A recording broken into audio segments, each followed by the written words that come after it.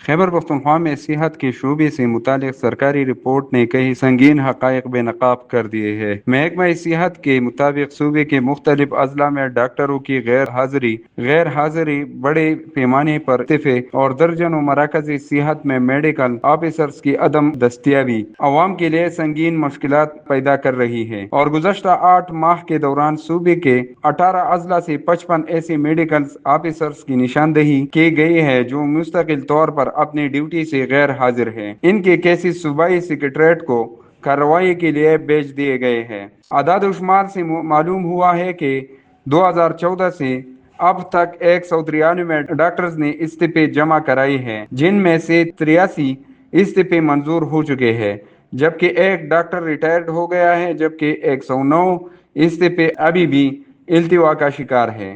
اس صورتحال نے محکمہ صحت کو شدید دباؤ میں ڈال دیا ہے، کیونکہ پہلے ہی عملہ کمی کا شکار ہے۔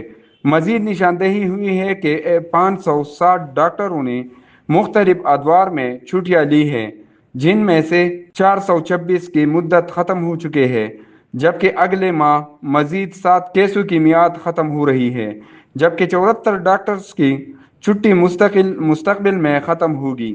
رپورٹ کے مطابق صوبے کے 10 اضلاع میں میڈیکل آفیسرز کی دستیابی 80% سے بھی کم ہے۔